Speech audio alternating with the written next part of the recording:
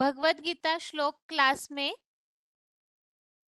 आज का श्लोक है 16वें अध्याय का 16वां श्लोक, अध्याय 16 का श्लोक नंबर 16।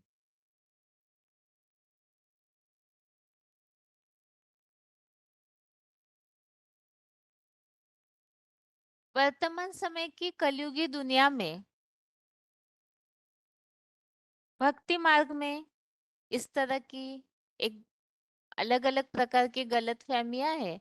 स्वर्ग और नरक इन बातों को लेकर के स्वर्ग कहीं आसमान में ऊपर है और नरक धरती के नीचे पाताल में है, ऐसे समझा जाता है। लेकिन 16वें अध्याय में जिस तरह के श्लोक हम समझ रहे हैं और भगवान सृष्टि पर आकर के भगवत गीता के ज्ञान को स्पष्ट करते हैं, तो उन मूल्यों के महावाक्यों के अनुसार ये बात स्पष्ट होती है।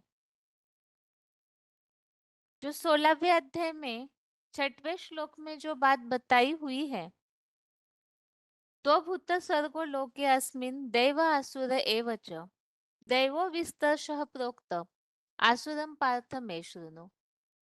इस श्लोक के अनुसार स्पष्ट है, इसी दुनिया में स्वर्ग और नरक दोनों प्रकार की सृष्टि है। मनुष्य आत्माएं अपने गुणों से जब ऊंचे उठते हैं, अच्छी धारणाओं को, मन बुद्धि की ऊंची स्थिति को, दिव्य गुणों को धारण करते हैं, तो देवताएं हैं। और वो देवताओं की दुनिया सतयुग और त्रेतायुग इसी सृष्टि पर निर्माण होती है। और इसी दुनिया में द्वापर युग से जैसे ही मनुष्य आत्माएं नीचे गिरते हैं, देवताएं ही अपने संस्कारों से पतनशील होते ही इसी दुनिया में ही मनुष्यों के पतन के कारण, विचार स्थिति विकारी बनने के कारण इसी दुनिया में ही आसुरी दुनिया शुरू हो जाती है। और इस बात के लिए हमने पहले ही अध्याय 9 के देवता और देवताएं नीचे गिरने का कारण दो श्लोकों को भी समझा था। एक तो जो 9वें अध्याय का 21 श्लोक नंबर 21 है अध्याय 9 का, तेतम भुक्त्वा स्वर्गलोकम विशालम क्षिणे पुण्य मर्त्यलोकम विशन्ति एवं त्रयी धर्मम अनुप्रपन्ना गतागतम काम कामा लभन्ते। इस श्लोक में तो स्पष्ट है कि देवताएं अपने पुण्य क्षीण होने पर मृत्यु लोक में प्रवेश करते हैं और ये दुनिया मृत्यु लोक है। और यहाँ पर ही जब अपने इस तरह से अवगुण धारण करते हैं, तो ये सृष्टि ही आसुरी सृष्टि कही जाती है। असुर अलग से कुछ नहीं है, बल्कि मनुष्य ही आसुरी अवगुणों को धारण किए हुए है। और आसुरी अवगुण क्या है, इसे हमने भगवत गीता के अनुसार समझा।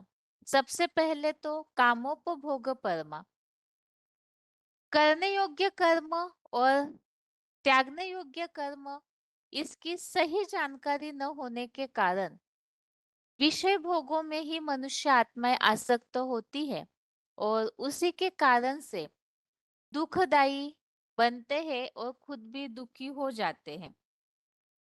इस दुनिया को विकारी भावनाओं से ही निर्माण होना समझ करके बाकी सृष्टि को मिथ्या मानते हैं, ईश्वर विहीन मानते हैं। और इस सृष्टि को चलाने का कारण विकारी भावनाएं ही है, उसी से सृष्टि चलती है, ऐसे माना जाता है। नष्ट हुए स्वभाव वाले अनेक इस तरह से नेगेटिव दृष्टिकोण वाली जो आत्माएं हैं, और जगत के बैरी बनकर के महाविनाश के निमित्त बनते। क्योंकि जितना जितना काम और क्रोध में मनुष्य आत्माएं आसक्त होती जाती है, उतनी उनकी बुद्धि नष्ट होती है। इस बात को हमने अध्याय 2 का श्लोक नंबर 62, 63 इन दोनों में भी समझा है।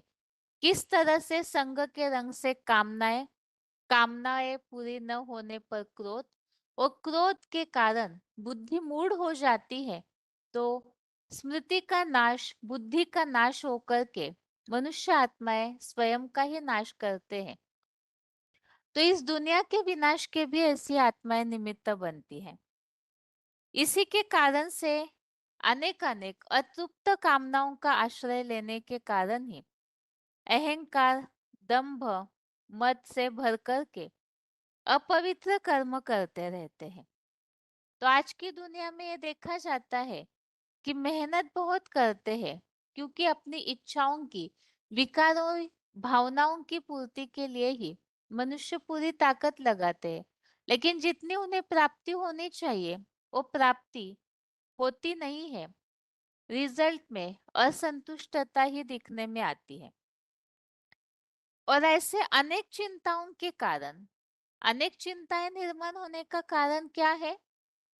जैसे अध्याय 4 का श्लोक नंबर 19 में जो बात आई है, यस्य सर्वे समारंभ काम संकल्प वर्जिता।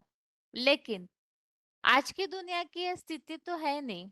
सारे कर्म जो है मनुष्यों के इन विकारी भावनाओं से ही जुड़े हुए रहते हैं।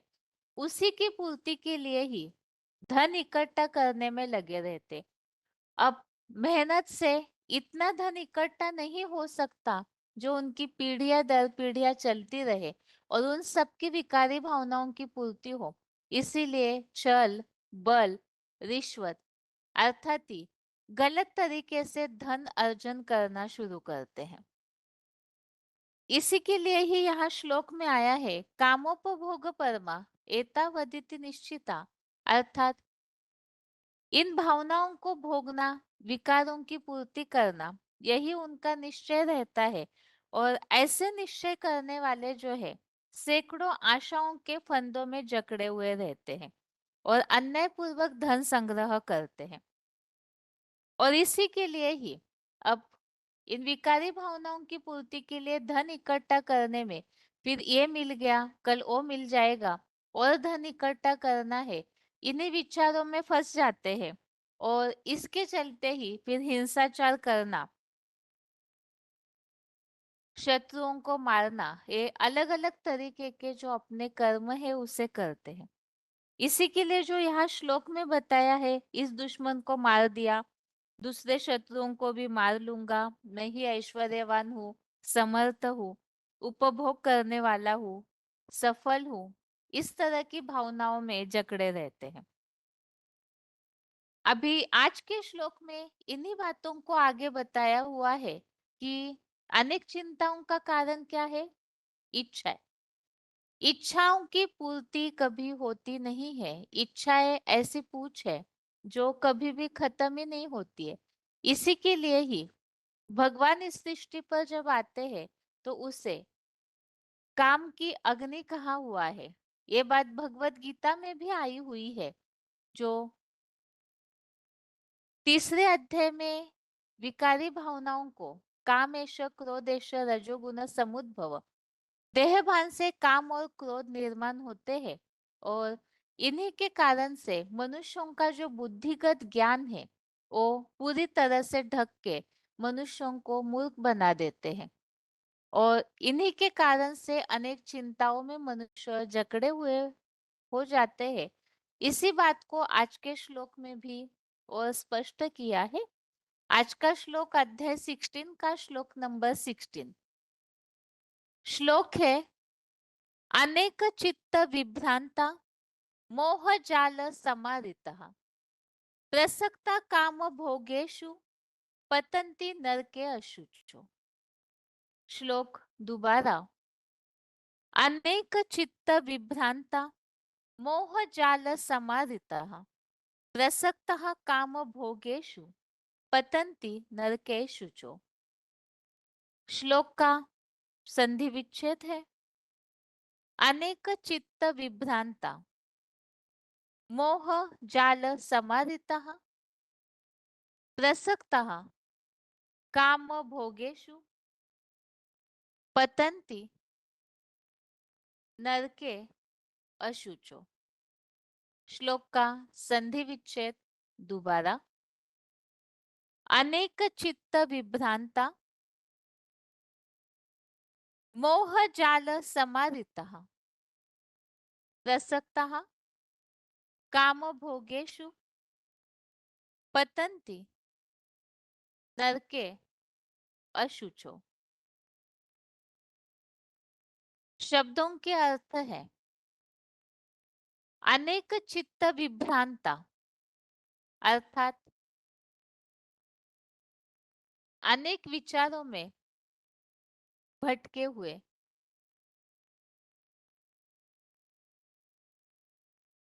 मोह जाल, अर्थात मोह जाल में। समारितः, अर्थात पूरे घिरे हुए हैं। काम भोगेशु, अर्थात काम भोग में। प्रसक्तः, अर्थात पूरे आसक्त हुए। अशुचो, अर्थात गंदे। नरके, अर्थात रो रो नरक में। पतंती, अर्थात गिरते हैं। शब्दों के अर्थ दोबारा। अनेक चित्त विभ्रांता, अर्थात अनेक विचारों में भटके हुए। मोह जाल, अर्थात मोह जाल में। समारुतः, अर्थात पूरे घिरे हुए। काम भोगेशु, अर्थात काम भोग में। प्रसक्तः, अर्थात पूरे आसक्त हुए। अशुचो, अर्थात गंदे। नरके, अर्थात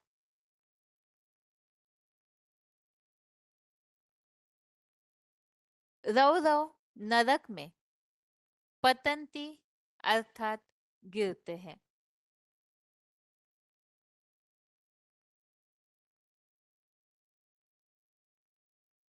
श्लोक का अर्थ है अनेक विचारों में भटके हुए, संबंधियों के मोह जाल में पूरे घिरे हुए और काम भोग में पूरे आसक्त हुए वेश्यावृत्ति के गंदे रो रो नरक में गिरते हैं। तो यहाँ असुर जो है उन्हें किस तरह से नरकवासी कहा है, ये बात इस श्लोक में स्पष्ट की है। वैसे तो इसके पीछे के श्लोकों को अभी अभी हमने संक्षेप में समझा है और उन्हीं से जुड़ी हुई ये बातें हैं। विकारी भावनाएं मूलतः यहाँ जो बताया है काम विकार की जो भावनाएं हैं उन्हें भोगने के लिए ही मनुष्य आत्माएं जो है अनेक प्रकार के जो प्रयास करते रहते हैं तो उसी के कारण अनेक चिंताओं में भटके हुए रहते हैं। तो आज की दुनिया में जैसे कि देखने में आता है टेंशन्स डिप्रेशन बढ़ते जा रहे हैं और उसका कारण एक ही है डिप्रेशन या मेंटल टेंशन बढ़ना और उसी के आगे उसी से जुड़े हुए जो अनेक रिजल्ट आज की दुनिया में मनुष्यों में दिखने में आते हैं। तो ये अनेक विचारों में भटके हुए और मोह जाल में पूरे घिरे हुए देह देह के संबंधी देह के पदार्थों का ये जो जाल है इसे भक्ति मार्गीय लोग भी जानते हैं कि ये ऐसा मकड़ी का जाल है जिससे निकलना चाहते हुए भी कोई निकल नहीं सकता है। ये मोह का फंदा है, जाल है। इस मोह के कारण जैसे तुलसीदास जी ने भी ये बात कही है, मोह सकल व्याधिन कर मूला। सारी व्याधियों का जो जड़ है वो मोह है और इस मोह जाल में ही वो उलझे हुए रहते हैं और इसी के कारण से काम भोग में पूरे आसक्त हुए वेश्यावृत्ति के गंदे रो रो नरक में गिरते हैं। अब जैसे कि इस बात के लिए भगवान आकर के इस बात को स्पष्ट करते हैं, जैसे कि कोई कीड़े होते हैं अगर उन्हें गंदी जगह से निकाल करके साफ सुथरी जगह पे रखा भी जाए तो भी वो वहां से निकलना नहीं चाहते हैं, फिर से उसी गंदी जगह पे जाएंगे। इसी तरह से जो ऐसे काम भोग की विचारों में काम भोग के विचारों में उलझे हुए रहते हैं तो वो आत्माएं जो है उन्हें बुद्धि नष्ट होने के कारण ऐसी आत्माएं वही गंदे रो नरक में गिरते हैं।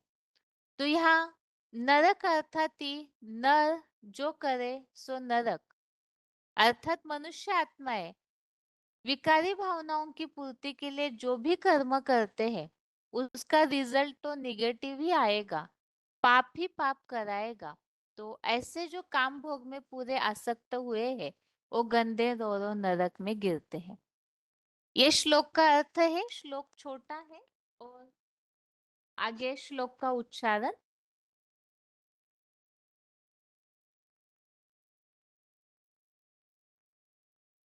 अध्याय 16 का 16वां श्लोक।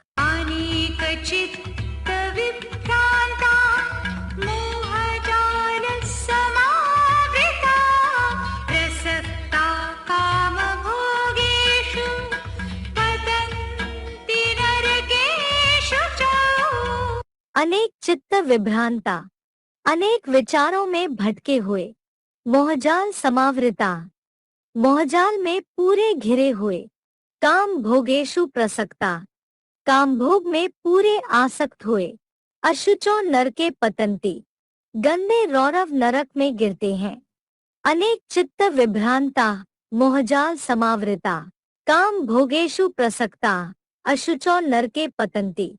भावार्थ, अनेक विचारों में भटके हुए, संबंधियों के मोहजाल में पूरे घिरे हुए और कामभोग में पूरे आसक्त हुए वैश्यावृत्ति के गंदे रौरव नरक में गिरते हैं। अध्याय 16 का 16वां श्लोक। अनेक चित्त विभ्रांता मोहजाल समावृता प्रसक्ता कामभोगेषु पतन्ति नरकेषु च। अनेक चित्त विभ्रांता, अनेक विचारों में भटके हुए, मोहजाल समावृता, मोहजाल में पूरे घिरे हुए, काम भोगेशु प्रसक्ता, काम भोग में पूरे आसक्त हुए, अशुचो नरके पतंती, गंदे रौरव नरक में गिरते हैं। अनेक चित्त विभ्रांता, मोहजाल समावृता, काम भोगेशु प्रसक्ता, अशुचो नरके पतंती। भावार्थ, अनेक विचारों में भटके हुए, संबंधियों के मोहजाल में पूरे घिरे हुए और कामभोग में पूरे आसक्त हुए वैश्यावृत्ति के गंदे रौरव नरक में गिरते हैं।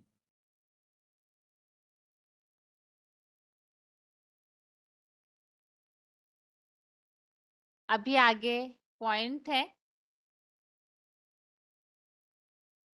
VCD नंबर 2919, VCD नंबर 2919 मोहजाल में पूरे घिरे हुए 56 मिनट्स के बाद से लिया हुआ पॉइंट।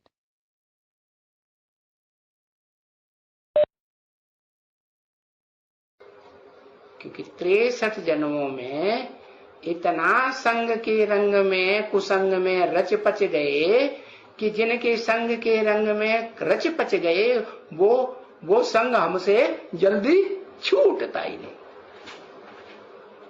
छूटता है? छूटना चाहते हैं कि नहीं? छूटना चाहते हैं, लेकिन छूटता नहीं। रहे मन मोह जाल क्यों छूटे। क्या सबसे बड़ी दुखदाई चीज कौन सी है? माताओं के अंदर कौन सा विकार है जो सबसे जास्ती दुखदाई होता है? मोह। मोह सकल व्याधि न कर मूरा। मोह नहीं छूटता है। छूटता है? नहीं छूटता है। क्योंकि 63 जन्मों में इतना संग के रंग में कुसंग में रच पच गए कि जिनके संग के रंग में रच पच गए वो संग हमसे जल्दी छूटता ही नहीं। छूटता है? छूटना चाहते हैं कि नहीं? छूटना चाहते हैं, लेकिन छूटता नहीं। रहे मन मोह जाल क्यों छूटे। क्या सबसे बड़ी दुखदाई चीज कौन सी है? माताओं के अंदर कौन सा विकार है जो सबसे जास्ती दुखदाई होता है? मोह मोह सकल व्याधि न कर मूरा। ये मोह नहीं छूटता है। छूटता है? नहीं छूटता है।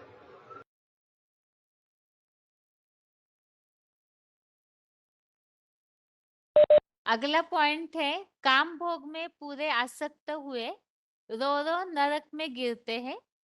VCD number 2906, VCD number 2906, 46 minutes के बाद से लिया हुआ पॉइंट। विचारी बनते हैं तो उनको काली देह कहा जाता है। तो ये काली देह है ना कि गोरी देह है, जहां काम अग्नि की आग दहकती रहती है तो उसको काली देह कहेंगे, है? या आत्मा शांत रहती है? आनंद में रहती है, हाँ, तो काली देह है। और ये काली देह तो एकदम काली बनती है कलयुग में। कलयुग है ना, है? एकदम काली बनती है माने, क्योंकि द्वापर युग में काली बनती है, लेकिन वहां तो इस्लाम धर्म आता है तो वहां तो नियम है कि ज्यादा से ज्यादा कितनी पत्नियां करनी है? 3-4 के साथ में विचार दोष भले करो, इससे जास्ती धर्म में नूद है। तो अगर करते भी है मुसलमानों में तो देखो उनको तो पकड़ के जेल में डाल देते हैं। बाकी अभी कलयुग में क्या हाल है? अभी कलयुग में तो कोई गिनती ही नहीं है, कितने के साथ बेविचारी बनते रहते हैं, काम अग्नि में जलते रहते हैं। वो काम अग्नि की आस कभी पूरी होती ही नहीं, बढ़ती ही जाती है, बढ़ती। काम विकार भोगने से बढ़ता है या घटता है? बढ़ता ही चला जाता है। तो देखो ये एब्सोल्युटली काली देह है, एकदम है। उसमें एक दो को डसते रहते हैं, काटते रहते हैं। जैसे सांप काट लेता है तो जिसको काटता है उसका क्या हाल हो जाता है? हाँ करके सोता है कि नहीं? हाँ सोता है, नहीं सोता? सो जाता ही नहीं, नशे में आ जाता है ना, विष का सर्प चढ़ जाता है। तो बताया कि एक दो को डसते हैं, ऐसा करते हैं, तो ये तो समझते हो ना उसका रिजल्ट क्या होता है? तो वो सांप जिसको को डसता है वो सो जाता है। तो ऐसे ही ये अज्ञान नींद में क्या होता है? सो जाते हैं। तो ये है काली देह, है काला कर्म करने वाली। इसको ही कहा जाता है रव नरक। क्या रव नरक क्यों?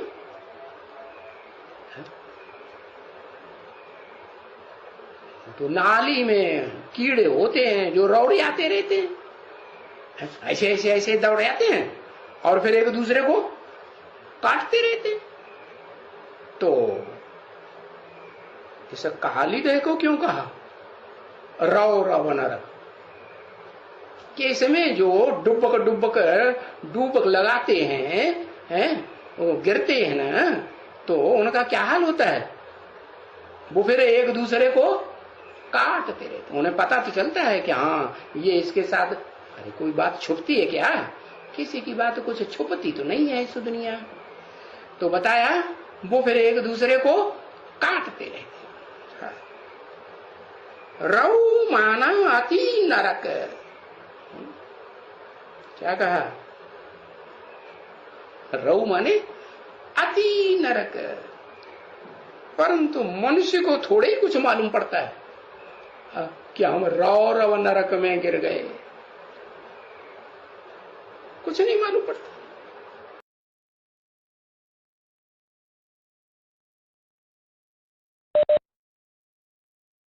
तो इस तरह से ये श्लोक के लिए 2 पॉइंट है, और बाकी श्लोक में जो बताया हुआ है अनेक विचारों में भटके हुए, तो उसके लिए तो हमने समझा ही है, आज की दुनिया की स्थिति भी हम देखते हैं और टेंशन के कारण है इच्छाओं की पूर्ति न होना।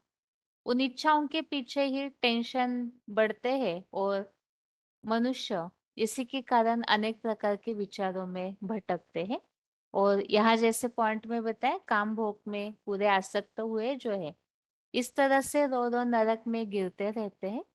तो उन्हें महसूस नहीं होता है कि वो नरक में है, क्योंकि मनुष्यों ने सोचा है कि नरक कोई अलग से दुनिया होती है।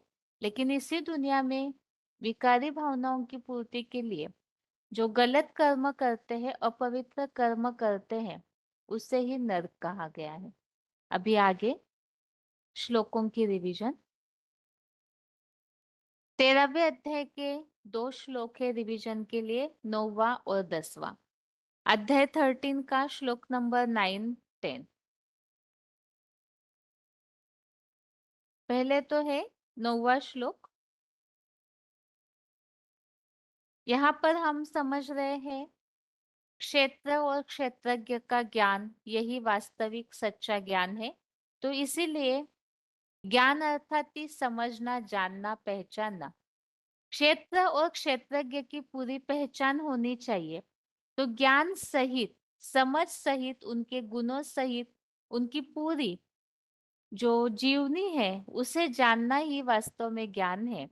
और इसीलिए यहाँ अर्जुन रूपी जो क्षेत्र है, उनके गुणों के बारे में 13वें अध्याय में वर्णन किया हुआ है। तो पिछले श्लोक में तो हमने समझा था, एक तो 23 तत्व और उसके साथ इच्छा, द्वेष, सुख दुख, धारणा शक्ति, ये चेतना शक्ति, इन सबको मिलकर के विकार सहित क्षेत्र कहा गया है। इसके अलावा उनमें निर्माण भाव, पाखंडहीनता, किसी को दुख न देना, सहनशीलता, सरलता, आत्मसंयम, शुद्धता, इन सब गुणों की धारणाएं होती है। अभी अगले गुणों का वर्णन अगले श्लोकों में है। तो पहले है रिवीजन का श्लोक नंबर 9। श्लोक है,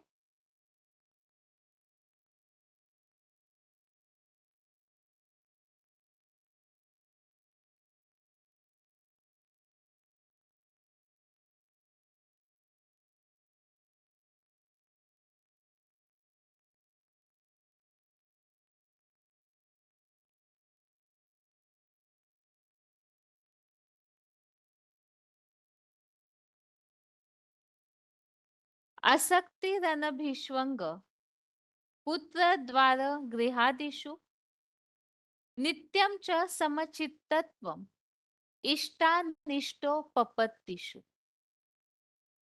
श्लोक दोबारा। आसक्ति रणभीष्वंग पुत्र द्वार गृहादिषु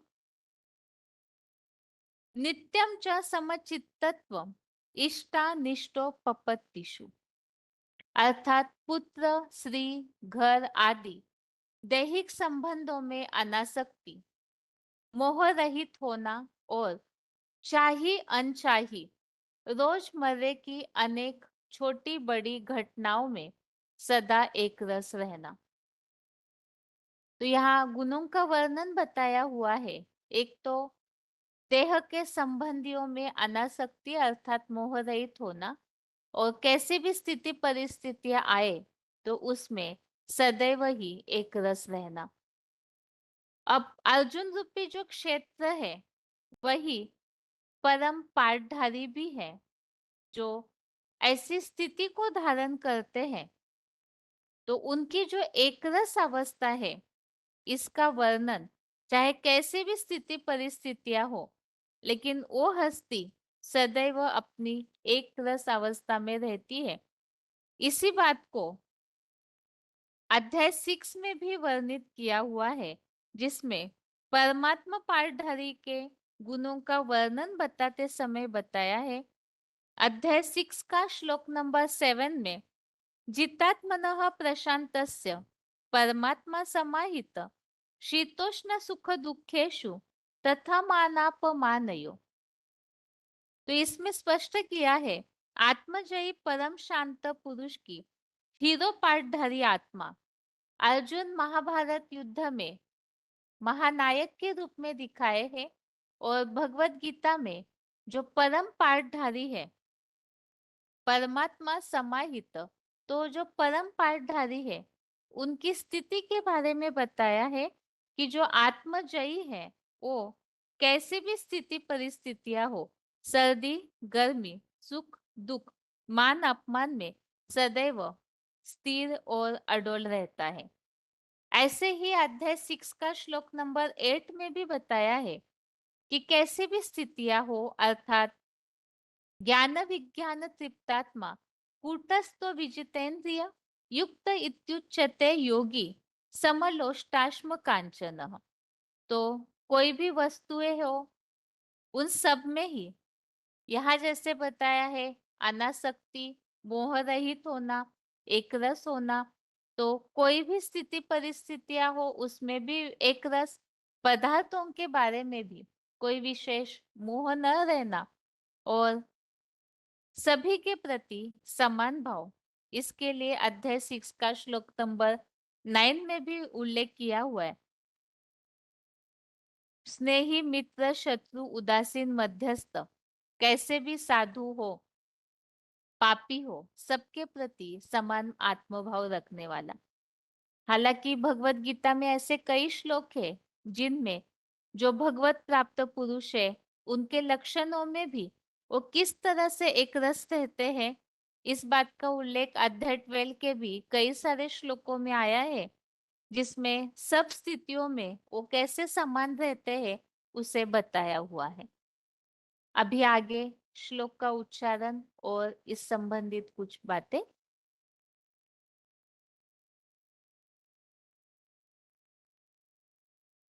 आसक्तिरनभिष्वङ्गः पुत्रदारगृहादिषु नित्यं च समचित्तत्वम् इष्टानिष्टोपपत्तिषु। पुत्र स्त्री घर आदि दैहिक संबंधों में अनासक्ति मोह रहित होना और चाही अनचाही रोजमर्रे की अनेक छोटी बड़ी घटनाओं में सदा एक रस रहना।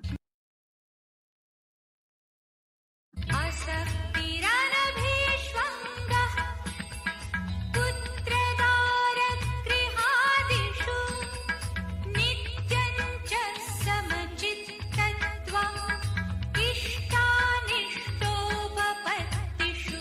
पुत्र स्त्री घर आदि दैहिक संबंधों में अनासक्ति मोह रहित होना और चाही अनचाही रोजमर्रे की अनेक छोटी बड़ी घटनाओं में सदा एक रस रहना।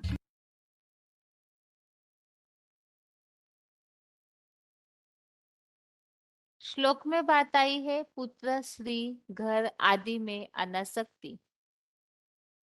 डिस्कशन नंबर 1177 25 मिनट्स के बाद से लिया हुआ पॉइंट है।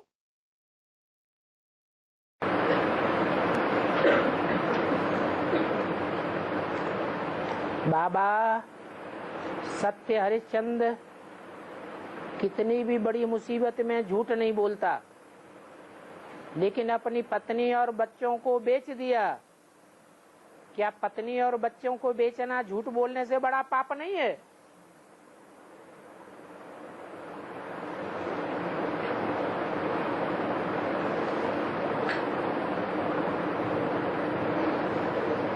जब उसने विश्वामित्र को सारी राजधानी सारा राज्य अर्पण कर दिया, तो राजधानी में बीवी बाल बच्चे नहीं आते हैं क्या? हैं? वो भी आ गए, तो वो हरिश्चंद्र के रह गए या जिसको अर्पण कर दिए उसके हो गए? यहाँ ब्राह्मणों की दुनिया में विश्वामित्र कौन है? सारे विश्व का मित्र कौन है? राम बाप। उसका कोई दुश्मन नहीं बनता क्या? राम बाप का भी दुश्मन बनता है शिव बाबा। शिव बाबा सारी दुनिया का मित्र है। वो आकर के दान मांगता है।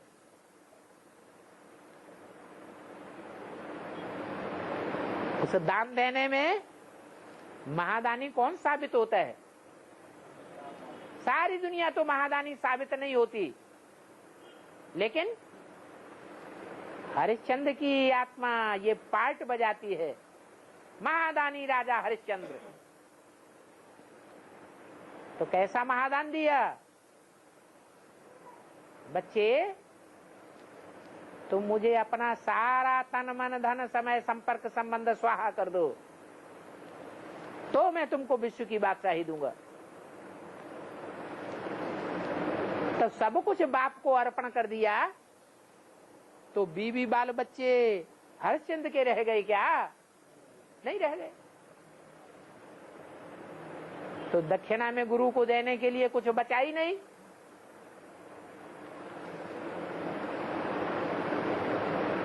वो भी अर्पण करने पड़ते हैं।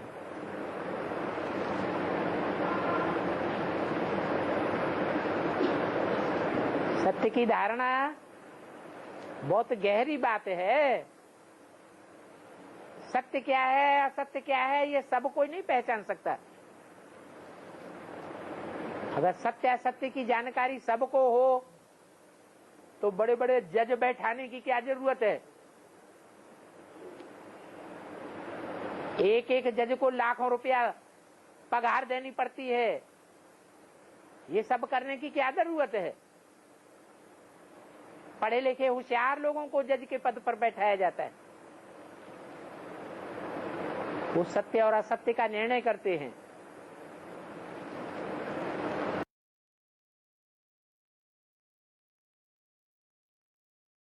आगे श्लोक में बताया है मोह रहित होना। VCD number 2268, VCD number 2268।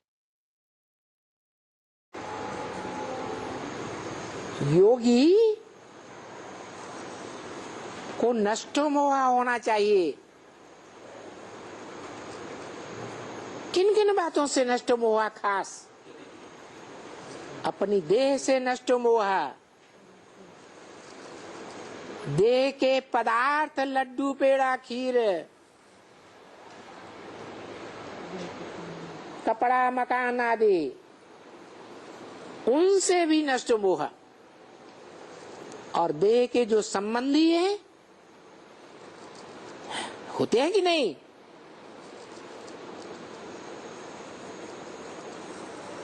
इंद्रियों से ही संबंध जोड़ा जाता है ना, देह के संबंधियों से। तो उन देह के संबंधियों से भी नष्ट मोह।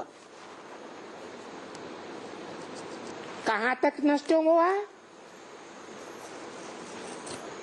जो भगवान बाप ने मुरली में 20 बार बताया होगा, सैकड़ों बार बताया होगा। एक शिव बाबा, दूसरा न कोई।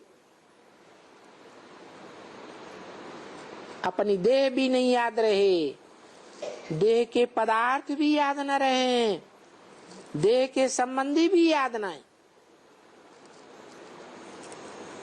अगर इनमें से कोई याद आता है तो विविचारी याद कहेंगे या अविविचारी याद कहेंगे? विविचारी याद हो गई। तो ऐसी स्टेज को धारण करने वाली आत्मा, खासकर मनुष्य आत्मा, एक ही निकलती है। पुरुषार्थियों के बीच में 100%, बाकी सब नंबर बार या 100% नंबर बार। तो वो ही आत्मा शिव समान गाई जाती है भक्ति मार्ग में।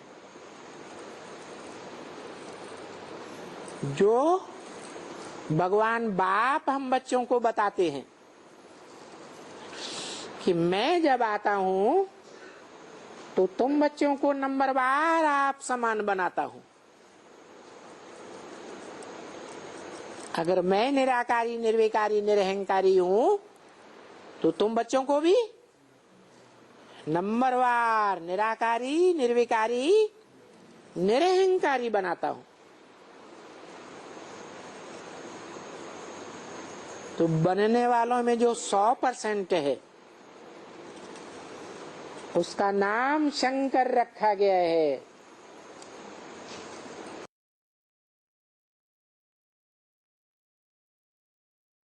आगे है सदा एक रस रहना, कैसे भी स्थिति परिस्थितियां हो उनमें एक रस रहना। वीसीडी नंबर 436, 51 मिनट्स के बाद से लिया हुआ पॉइंट। रुद्र के बच्चे बनते हैं, रुद्रमाला के बच्चे बनते हैं, उनका मुखिया है शंकर। खुद भी शांति धाम में रहता है, भले सारी दुनिया में विनाश होता रहे। क्या सारी दुनिया में क्या होगा आगे चल के? हाहाकार विनाश, लेकिन वो शांत में रहे। उसकी शांति भंग होने वाली नहीं है, वो तो कैलाशी वासी है। सुख भी नहीं भोगता और दुख भी नहीं भोगता। सुख में उछल उछल के चलने वाला नहीं और दुख में आंसू बहाने वाला नहीं, एक रस रहता है, शांति धाम का वासी है।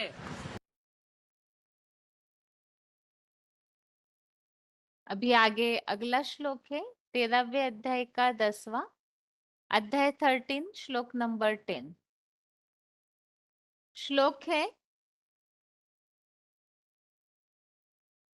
मयि चानन्य योगेन भक्तिर्व्यभिचारिणी विविक्त देश सेवित्वम अरतिर्जन संसदि। श्लोक दोबारा, मयि चानन्य योगेन भक्तिर्व्यभिचारिणी विविक्त देश सेवित्वम अरतिर्जन संसदि। अर्थात अनन्य संबंध से एकमात्र मेरे में लगाव पूर्वक सदाकालीन अव्यभिचारी श्रद्धा भक्ति भावना, सन्नद्ध विनाशी दुनिया से दूर मन बुद्धि से एकांत देश परम ब्रह्म लोक में रहना और प्रिय अप्रिय व समीपी हो न हो कोई भी प्रकार के मनुष्यों की भीड़ भाड़ में अरुचि। तो श्लोक में इस बात को आगे के गुणों के बारे में बताया हुआ है। एक, भगवान के प्रति ही अव्यभिचारी रीति से श्रद्धा भावना और इस विनाशी दुनिया से दूर ऐसी वैराग्य की भावना, एकांत देश में रहना और मनुष्यों की भीड़ भाड़ में अरुचि। अब ये गुण प्रैक्टिकल में किस तरह से अर्जुन हीरो पार्टधारी में दिखने में आते हैं उसे हम समझेंगे ही। श्लोक का उच्चारण है आगे,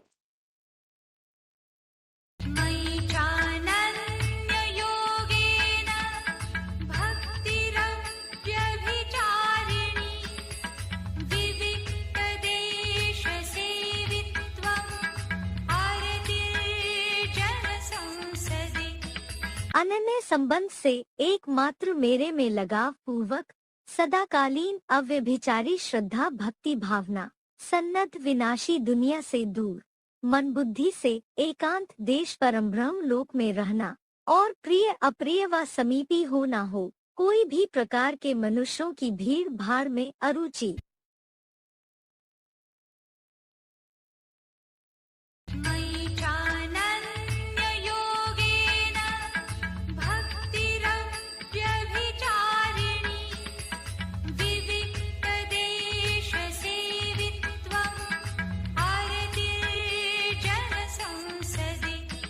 अनन्य संबंध से एकमात्र मेरे में लगाव पूर्वक सदाकालीन अव्यभिचारी श्रद्धा भक्ति भावना, सन्नद्ध विनाशी दुनिया से दूर मन बुद्धि से एकांत देश परम ब्रह्म लोक में रहना और प्रिय अप्रिय व समीपी हो ना हो कोई भी प्रकार के मनुष्यों की भीड़ भाड़ में अरुचि।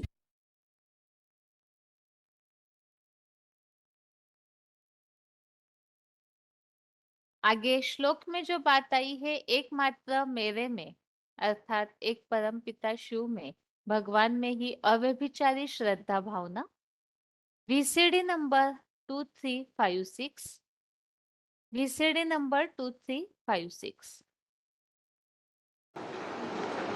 और राम को एक सिर दिखाते, सिर माने बुद्धि, बुद्धि माने अकल, मत।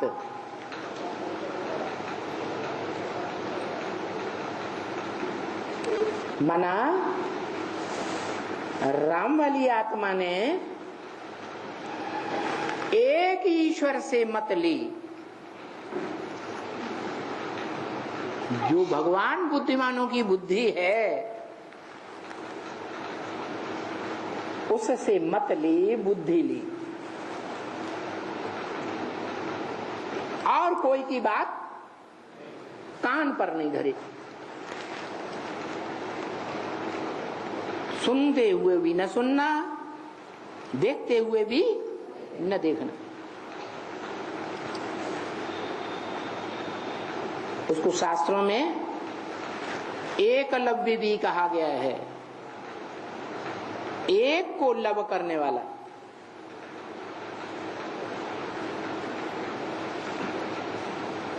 जो गीता में लिखा है, माम एकम शरणम व्रज, मुझे एक को याद कर।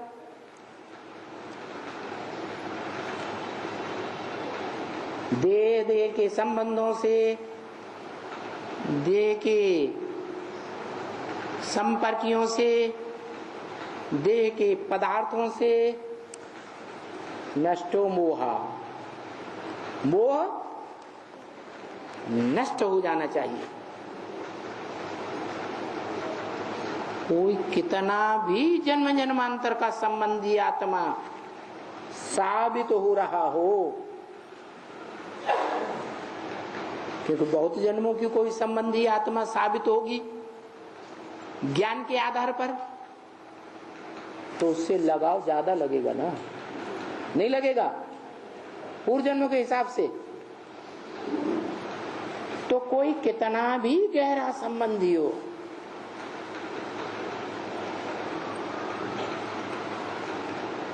चाहे राम वाली आत्मा के लिए राम की सीता ही क्यों न हो, या दूसरे शब्दों में नारायण वाली आत्मा के लिए लक्ष्मी का पार्ट बजाने वाली आत्मा ही क्यों न हो, या जगत पिता शंकर के लिए पार्वती का पार्ट बजाने वाली आत्मा ही क्यों न हो, जो पार्वती का विरुद्ध वरों शंभु न तो रहो कुंवारी, ऐसी पवित्रता कि वर्ण करूं जीवन लेकर के तो एक शंकर को ही वर्ण करूं, कोई दूसरे मनुष्य मात्र को वर्ण नहीं करूं, जगत पिता को ही वर्ण करूं। अगर पुरुष का जन्म लेती हूं तो कुंवारी रहूं, आजन्म ब्रह्मचारी रहूं, सन्यासी रहूं। ऐसी आत्मा जो 84 के चक्र में एक आत्मा के सिवाय कोई दूसरे के साथ शरीर का गहरा संबंध, इंद्रियों का गहरा संबंध न जोड़ने वाली रही हो, ऐसी आत्मा को भी याद करना है या बुद्धि से त्याग देना है? याद करना है। हाँ, भगवान का तो यही विरुद्ध है। क्या? मुझे एक आत्मा को याद कर, एक के अलावा और कोई को याद नहीं। मामेव नमस्कुरु, मेरे को ही मन नमन कर, बुद्धि झुका, मेरी ही बात मान।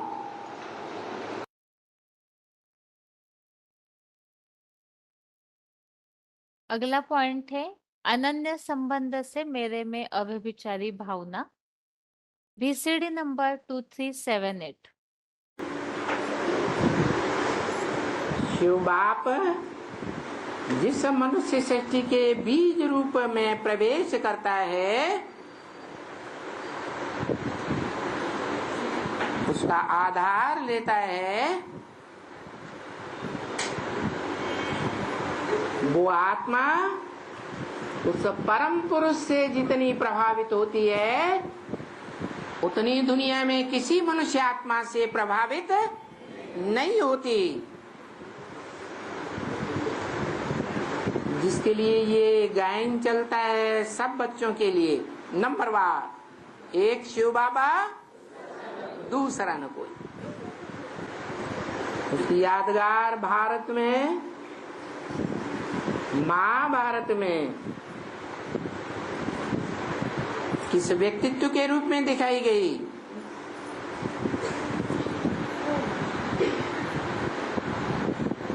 क्योंकि शास्त्रों में जैसा नाम वैसा काम दिखाते हैं। वो कौन सा नामधारी है? जिसके नाम से ही साबित होता है कि एक शिव बाबा, दूसरा न कोई। कौन है? अरे कोई को याद नहीं। एकलव्य है। किस एक को लव करने वाला है? वो एक कौन है जिसको लव करने वाला है?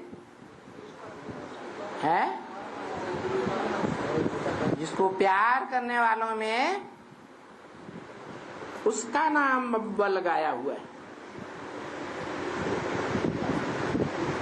जो अव्वल नंबर में प्यार करने वाली आत्मा है मनुष्य सृष्टि के बीच में,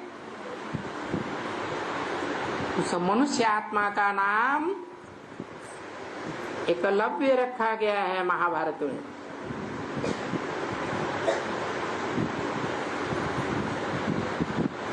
जो किसी साकार गुरु से बाण विद्या नहीं सीखता, माना उसका कोई भी इस दुनिया में साकार रूप में गुरु नहीं होता। जब गुरु नहीं होता तो टीचर भी नहीं होता, उसका कोई बाप भी साकार में नहीं होता।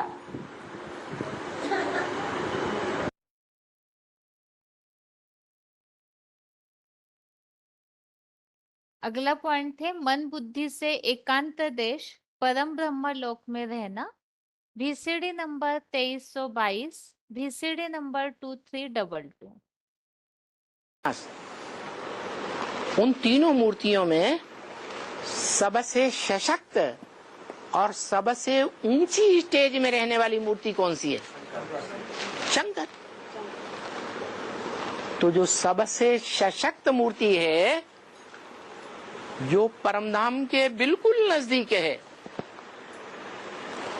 उसमें पहले आता है, बीच की मूर्ति में आता है या नीचे की मूर्ति में आता है?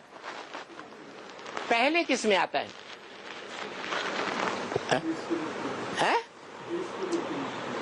ऊंचे ते जो ऊंची मूर्ति है उसी में आवेगा ना। क्यों? क्योंकि वो एक ही मूर्ति है इस सृष्टि रूपी वृक्ष में, जो निराकारी स्टेज के बिल्कुल निराकारी धाम के नजदीक है। तीसरी मूर्ति साकार दुनिया के नजदीक है या निराकारी दुनिया के नजदीक है? साकारी दुनिया के नजदीक है। वो साकार है और वो निराकार है। और बाप कहते हैं बच्चे ऐसी प्रैक्टिस करो। कैसी? 1 सेकंड में साकारी साकार कर्म इंद्रियों से कर्म करने का अनुभव करने वाले 1 सेकंड में। और 1 सेकंड में क्या बन जाओ? है निराकारी बन जाओ। प्रैक्टिकल कर्मेंद्रियों का निराकार ज्योति बिंदु की याद में कोई रस लेने का अनुभव न हो, कुछ भी प्राप्ति का अनुभव न हो,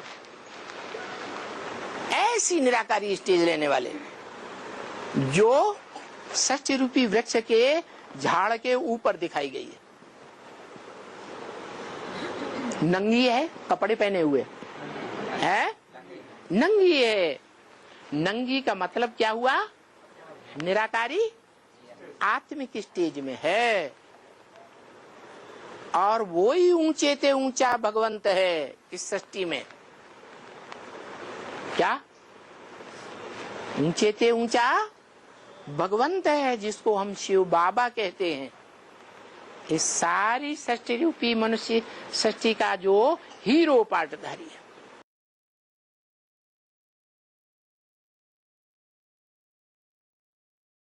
अगला पॉइंट है मनुष्यों की भीड़ भाड़ में अरुचि, VCD नंबर 2473। इसलिए हिंदुओं में शास्त्रों में क्या दिखाते हैं कि शिव शंकर भोलेनाथ कहाँ रहते हैं? कहते हैं पहाड़ पर ऊपर रहते हैं, कैलाश पर्वत पर। नहीं तो उनका यादगार मंदिर बनाया है, पहाड़ पर चढ़ते जाओ, अमरनाथ मंदिर बनाया हुआ। अमरनाथ की गुफा में रहते हैं, गुप्त जगह में, सब नहीं पहुंच पाते वहां।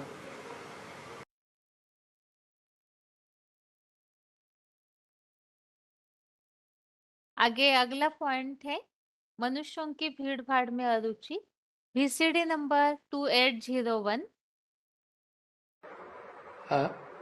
आसाम में कोई नाम है नागालैंड, तो उसकी भी एक पहाड़ी सल्तनत है। पहाड़ी क्यों है? इसकी शूटिंग कहाँ होती है? हाँ, शूटिंग कैसे होती है? उन्होंने तो भी स्थूल पहाड़ बनाया है क्या? ऊंची बात, ऊंची स्टेज की बात है ना। तुम बच्चों की जो आत्मिक स्थिति में ऊंचे जाते हो, ऊंचे रहते हो, तो तुम्हारी है असली पहाड़ी सल्तनत।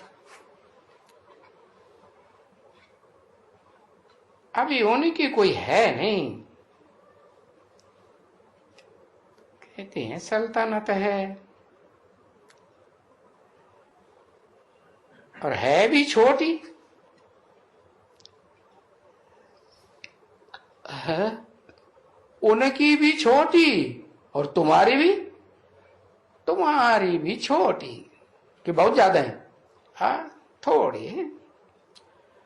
और वो भी जंगल में, पहाड़ों पर, पहाड़ों के बीच में। तो देखो कहाँ कहाँ ये लोग रहते हैं, पहाड़ों में, जंगलों में। और तुम कहाँ रहते हो? तुम तो ऊंची स्टेज की जैसी पहाड़ी स्टेज पर रहते हो। जैसे उन्होंने शिव बाबा के मंदिर कहाँ बनाए? ऊंचे टीले पर बनाते हैं, या तो पहाड़ पर बनाते हैं। और जंगलों में, हाँ, शमशान क्या है? जैसे जंगल ही तो है। जंगल का मतलब जहां दुनियावी लोग तो होते नहीं। तो तुम ऐसी स्टेज में जाते हो, है एकांतवासा न झंगड़ न झांसा।